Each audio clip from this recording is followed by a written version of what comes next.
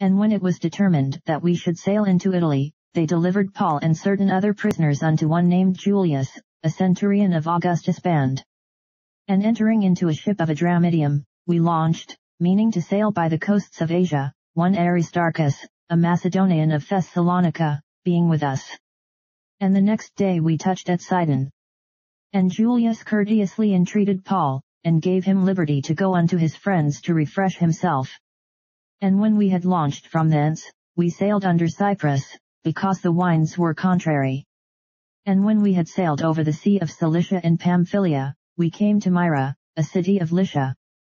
And there the centurion found a ship of Alexandria sailing into Italy, and he put us therein.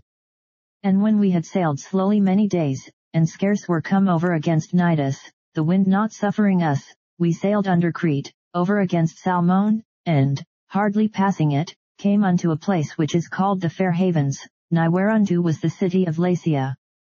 Now when much time was spent, and when sailing was now dangerous, because the fast was now already past, Paul admonished them, and said unto them, Sirs, I perceive that this voyage will be with hurt and much damage, not only of the lading and ship, but also of our lives.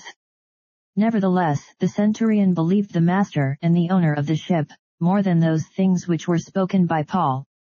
And because the haven was not commodious to winter in, the more part advised to depart thence also, if by any means they might attain to Phenice, and there to winter, which is an haven of Crete, and leath toward the southwest and northwest.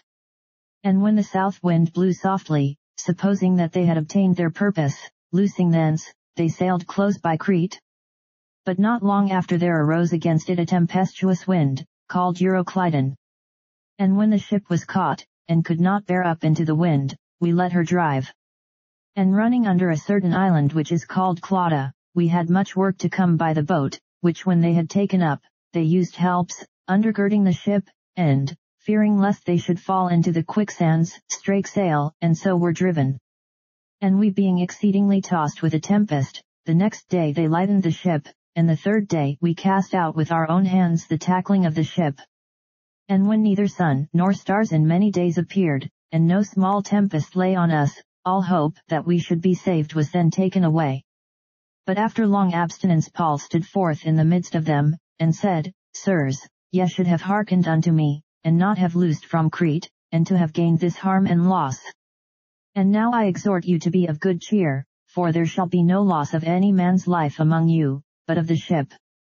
For there stood by me this night the angel of God, whose I am, and whom I serve, saying, Fear not, Paul, thou must be brought before Caesar, and, lo, God hath given thee all them that sail with thee.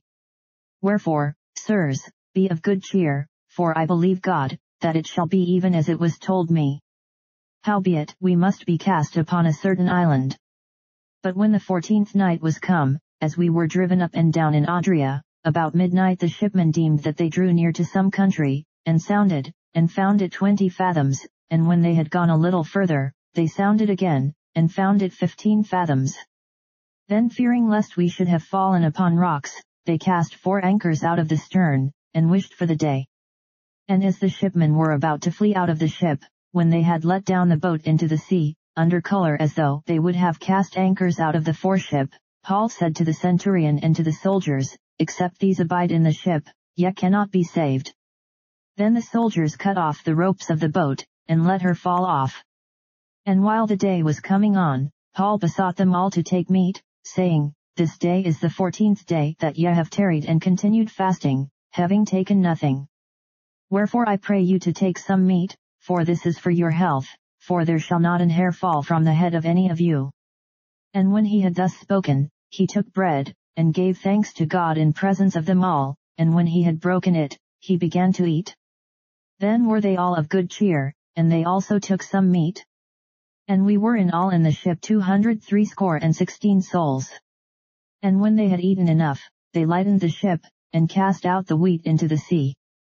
And when it was day, they knew not the land, but they discovered a certain creek with a shore, into the which they were minded, if it were possible, to thrust in the ship. And when they had taken up the anchors, they committed themselves unto the sea, and loosed the rudder bands, and hoised up the mainsail to the wind, and made toward shore. And falling into a place where 2 seas met, they ran the ship aground, and the forepart stuck fast, and remained unmovable, but the hinder part was broken with the violence of the waves. And the soldiers' counsel was to kill the prisoners, lest any of them should swim out, and escape. But the centurion, willing to save Paul, kept them from their purpose, and commanded that they which could swim should cast themselves first into the sea, and get to land, and the rest, some on boards, and some on broken pieces of the ship. And so it came to pass, that they escaped all safe to land,